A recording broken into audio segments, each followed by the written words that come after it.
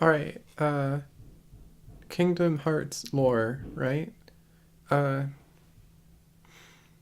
so there's this kid named Sora, and he lives on an island with a bunch of tween versions of Final Fantasy characters for some reason, and he has two anime friends named Kairi and Riku, and they want to build a boat to get off the island, but a giant darkness orb comes and starts eating everything, and mysteriously, Sora gets a special weapon called a Keyblade in a dream, which is just a giant key with a handle. It doesn't even have a sharpened edge or anything. Uh, and after the island gets eaten, he ends up in some weird town, another world, and he fights Heartless. Heartless, which are manifestations of the darkness in people's hearts after they basically die.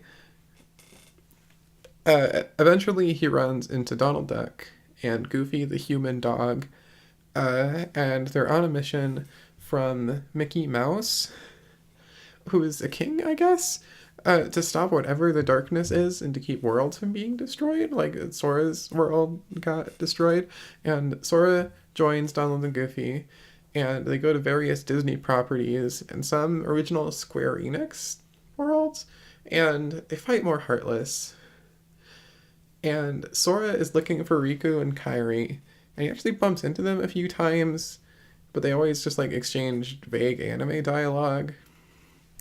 And like Riku turns into a rival character, and you fight him once or twice, and he gets corrupted, turned to the darkness by various Disney villains.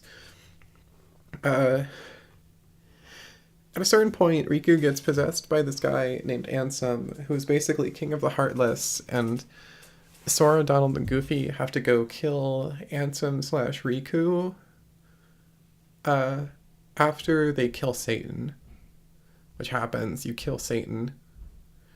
Um, at the end of the game, after you defeat Ansem, you end up in some like void dimension where there's this giant stone door, and apparently this door leads to the Kingdom Hearts. And Sora's like, "Hey, Ansem, Kingdom Hearts is light." And then Ansem gets obliterated by light coming from the door that apparently leads to Kingdom Hearts, but for some reason, it turns out the door actually just leads to a bunch of Heartless, and Mickey Mouse and Riku are inside. And Mickey Mouse and Riku, along with Sora, Donald, and Goofy, uh, they shut the door to Kingdom Hearts while Riku and Mickey Mouse are inside. Uh, and then they, like, Sora, Donald, and Goofy basically go on vacation. Like summer vacation. I don't know. That was like the first game. Uh, while Riku and Mickey Mouse are trapped in what is basically hell, uh, they get a mysterious invitation to go to a spooky castle uh, from Pluto the dog, who is not human. And they go to the castle, and it turns out the castle turns all your memories into cards when you enter it, and you have to get to the top and fight your way out to get your memories back. So you go through the castle. The environments are all based on worlds from the first game, and all the combat is card based. There is this mysterious group of anime people in the castle, which there are apparently 13 of, and they're like manipulating you into doing something. I don't really remember. Uh, you kill a good portion of them with your cards. Uh, at the end of the game, Sora, Donald, and Goofy end up getting trapped in like stasis pods, get like cryogenically frozen or something. Um, Also, Riku gets out of hell somehow, and he gets through the castle, and he's fine, I guess. He doesn't get trapped in a stasis pod. Oh, and that's where Chain of Memories ends. And then there's this guy, Diz, D-I-Z, which stands for Darkness in Zero. And he puts Sora's brain in the Matrix, where he pretends to be, where Sora pretends to be a dude named Roxas. Roxas is Sora with an X in it, uh, while Diz Darkness in Zero rebuilds his memories after they got messed up in the castle. The second game starts there. You start out as Roxas, but you eventually find out you're in the Matrix, and you find Sora, who may or may not be a part of the Matrix at that point. I'm not sure. Sora's inside the stasis pod, and they end up merging because it turns out Roxas is Sora's nobody. And nobodies are the bodies left behind after someone's heart gets turned into a heartless. So the heartless is the heart with no body, and the nobody is the body with no heart. It's really good indicator of how Kingdom Hearts works. But Roxas is apparently Sora's nobody, and he meets Sora and he's like, oh, my summer vacation is over. And then as Sora absorbs Roxas into his body and wakes up from the stasis pod, and he's not in the Matrix anymore. And then Sora is like, what the fuck is happening? Because he doesn't have any of Roxas's memories. Like, what the fuck is happening? Why am I here? What? And he's in some kind of cyber basement, and he meets this guy named Axel. And Axel is apparently Roxas's friend at some point. He's like, hey, it's Roxas, even though it's clearly not Roxas. He's like, hey, Roxas, do you remember me? And then he gets mad, and he turns into sort of a rival character for the second game. But Donald and Goofy wake up again, also, and after they get another spaceship somehow, which I don't. How do they get a spaceship? I don't remember. But after they get a spaceship again, it's like the first game, and they go to various Disney properties and they just fight Heartless and do stuff.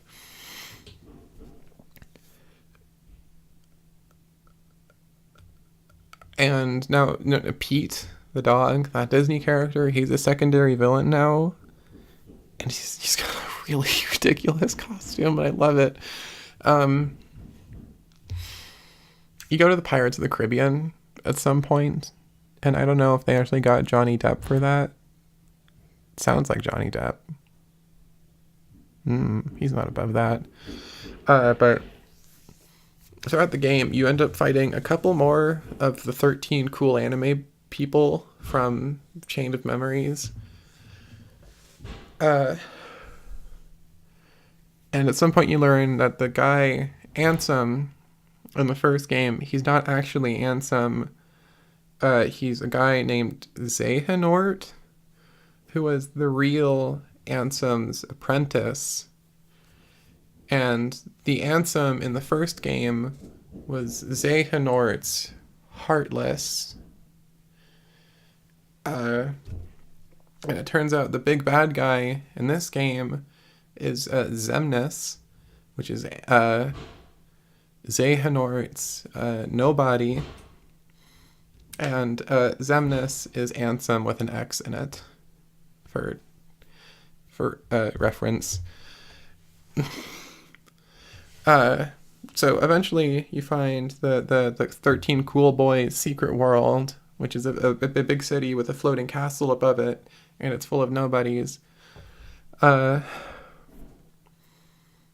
So you go to the floating castle, and Riku is there after you fight some of the Cool Boys. Like, hey guys, I'm also here. I'm cool now. Let's go fight some nobodies. Oh, fuck, I completely forgot. Okay, so there's this girl named Naminé, who is an important character in Chain of Memories because she's like a memory witch. They call her a witch at multiple points, and it's kind of weird, but she has control over memories, apparently, and she's the one who erased your memories and turned them into cards. She also she interacts with Roxas, I think, earlier. It's not shown, but it's implied. Uh,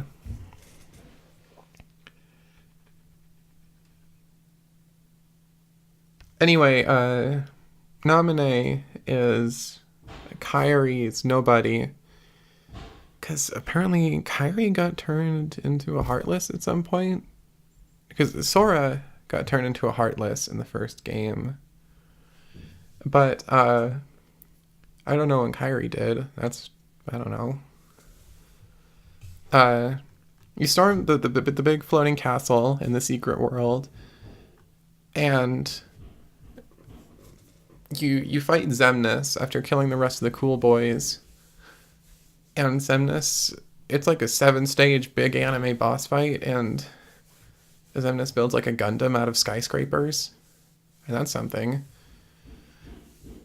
After you kill Xemnas, Riku and Sora end up in some other hell world, where they like chill out for a bit, but then they go back to the island from the first game where everything's apparently okay. And there's this really expensive pre-rendered cutscene where Goofy's nose and snout has really unsettling jiggle physics. And that's the end of the second game. That's not even like the bulk of the lore. So 30 or something years before the first game, there's these three anime teens. So they're not tweens anymore, they're teens. Because the game series has grown up, and their names are Terra, Aqua, and Victus? I think his name is Victus. I think. And they're training to be Keyblade Knights. You know, honor, knighthood. But, there used to be a lot more Keyblade users, and it used to just not be Sora. There's a big war in the past where everybody died, all the Keyblade people died. And they were fighting over this thing called the X-Blade. And whenever it's written, it's not written as an X, it's written as the Greek letter Chi. Because it's fancy, and this is fucking Square Enix, because of course. So they're fighting over the X-Blade. But now, the X-Blade got destroyed, and Xehanort, who is basically Terra, Aqua, and Victus's boss during the game, turns out to be secretly evil. Who knew?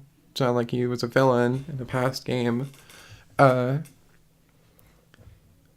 it turns out he wants to make the X-Blade again, because the X-Blade apparently has the power to summon Kingdom Hearts.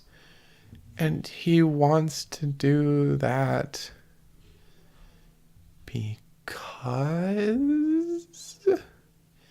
it's never clear what exactly Kingdom Hearts is. Because it was in the first game, and it was a big door, and then it was in the second game, and it was like a big heart-shaped moon, and it's never, what is Kingdom Hearts? Why do they want it? Why do people want it? There's like some nebulous suggestion that it gives you power. It gives you power, yeah. But I don't even know what Kingdom Hearts is. But Xehanort wants it real bad, and so he wants the X-Blade. Which, by the way, the X-Blade is 2 Keyblades stuck together at right angles like that. So it's completely useless as a sword, and it's really funny. But so to make the X-Blade, to make another X-Blade or whatever, he like steals Victus's soul and turns it into another person, which I think is named Vanitas. I don't know if it's Latin or what, fake anime Latin, but to make the X-Blade, apparently, like, Victus and Vanitas have to kill each other. I think Victus and Vanitas do die, but not in the way that Xehanort wanted, so I don't think there's another X-Blade. But I think Terra and Aqua also die, so that game is kind of rendered moot, other than providing exposition. At some point, Xehanort gets turned into a Heartless, and then, that's where Ansem, not the actual Ansem, the fake Heartless Ansem from the first game came from, and where Xemnas came from. But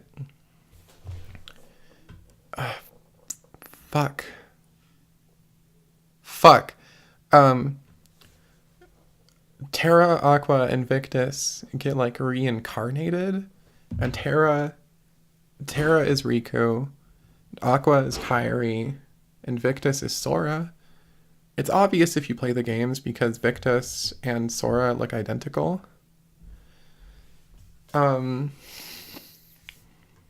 got notes here that I'm reading. They're not helping that much.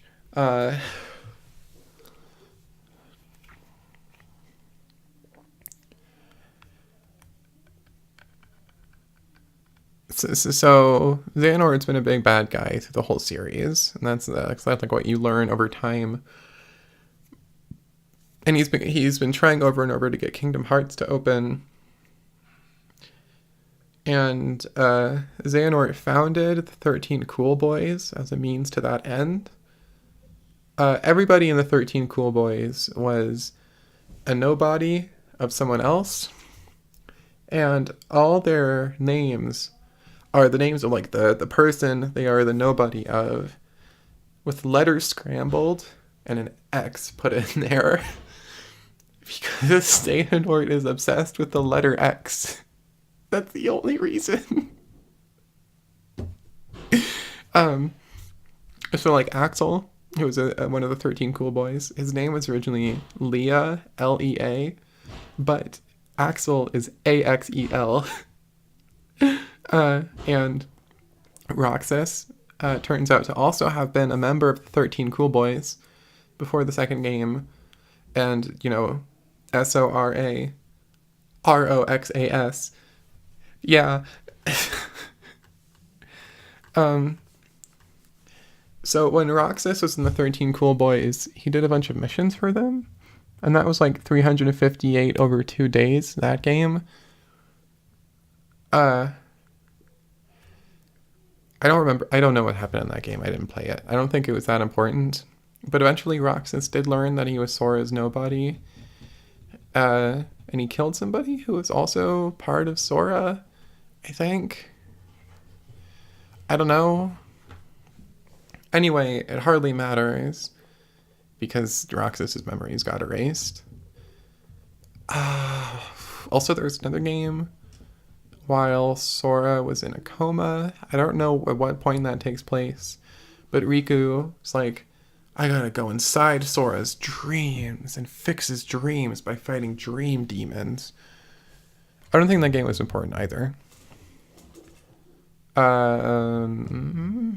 So after you kill Ansem, the fake Ansem, and you kill Xemnas, that means the two parts of Xehanort get put back together because that's how it works, and that's building up to him being a villain in the third game, which is in development right now.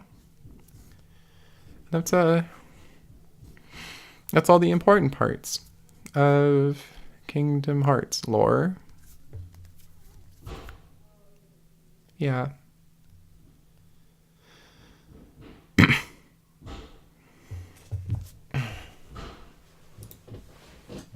I've got to